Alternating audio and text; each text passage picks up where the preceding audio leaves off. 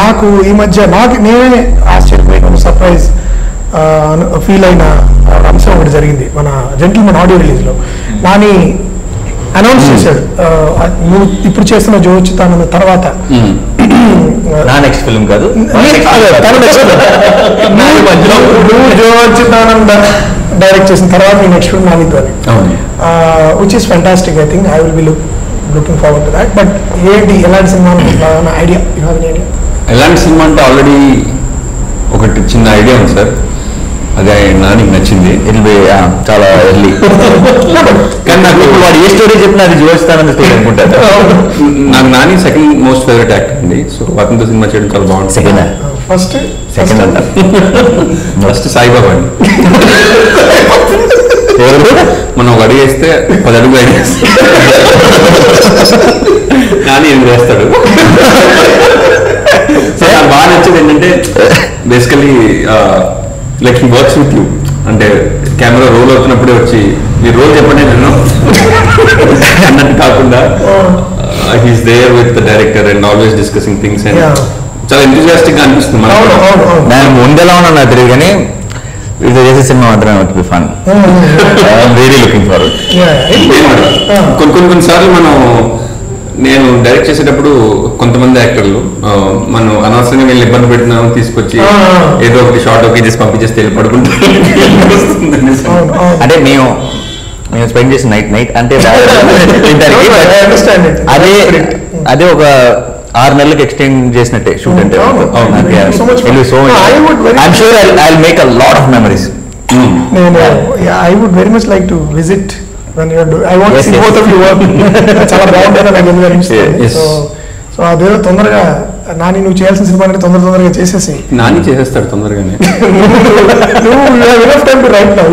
నేను చాలా slow late మొన్నటి దాకా, ఇప్పుడు కొంచెం మార్చాను. అవును రైటింగ్ కూడా అలాగే ఏదో ఉంటే బాగుండేది కాదు. కొంతమంది అడుగుతుంటారు మంచి సీన్లు ఏమైనా పడ్డాయా అంటే ఎక్కడి నుంచి మంచి డైలాగ్ ఏమైనా పడ్డాయా? పడవండి, రాయాలి.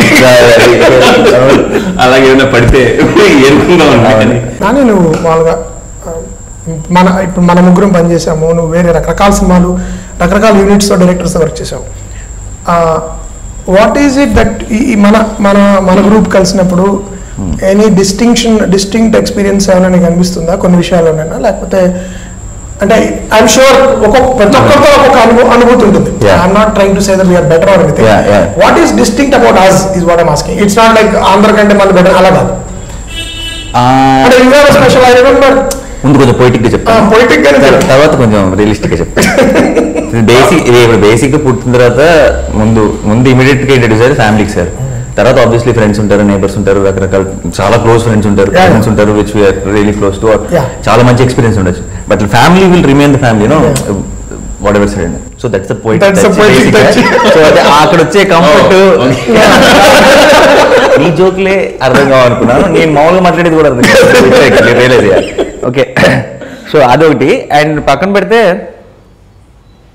నేను ఇంకా ఏ సెట్లోకైనా సరే ఒక రిఫరెన్స్ ఉన్న యాక్టర్గానే ఎంటర్ అయ్యా. ఏమీ లేనివాడిగా నాకేం తెలియకుండా, నేను అసలు ఏం చేస్తానో తెలియకుండా కంప్లీట్గా ఒక గ్రూప్తో కలిసి ట్రావెల్ చేయాల. ఇప్పుడు ఆల్రెడీ సినిమా చేసిన డైరెక్టర్లతో నేను ఆల్రెడీ సినిమా చేసిన యాక్టర్గా వెళ్ళి జాయిన్ అయ్యాను. సో నేను కొంత బ్యాగేజ్తో వెళ్ళాను, వాళ్ళు కొంత బ్యాగేజ్తో వచ్చారు. సో దాంట్లో ఉన్నంతలో ఏది బాగా చేయాలి, ఎలా చేయాలని డిస్కస్ చేసుకున్నాం. కొన్ని బ్రహ్మాండం కుదిరిని, కొన్ని కుదరలేదు, అది వేరే విషయం. ఇక్కడికి ఏంటంటే నేను ఎప్పుడైతే ఎస్టెచ్ఎమ్మ బిగినింగ్ వస్తున్నప్పుడే నాకేం తెలియదు. నేను కంప్లీట్గా ఇది అందరూ అయితే ఫ్లోలో వెళ్ళిపోతే వచ్చాను.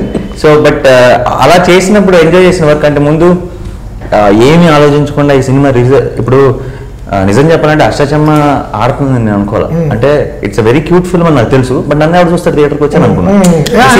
నేను నార్మల్గా ఇప్పుడు నేను అమీర్పేటలో ఉండే ఒక అబ్బాయిని ఎవరినో కొత్త అలా పోస్టర్ మీద చూసా. అమీర్పేట కొంచెం ఎవరైనా ఏమంటారు ఎక్కడైనా కొంచెం పోజ్ కొట్టాలంటే బేగంపేట అని చెప్పేవాడిని. కాదు అంటే బార్డర్ నో మ్యాన్స్ ల్యాండ్ అది, బేగంపేటకి అమీర్పేటకి మధ్యలో. సో దేని గురించి చెప్తున్నా మర్చిపోయాను. అమీర్పేటలో కుర్రాడు పోస్టర్ చేసి చూస్తా వస్తారా ఫస్ట్ నుంచి నా డౌట్ ఏంటి, నేనైతే వెళ్ళవని కాదేమో అన్న ఫీలింగ్ మనకి తెలియదు కదా, మనం తక్కువ అంచనా వేసుకుని బాగా.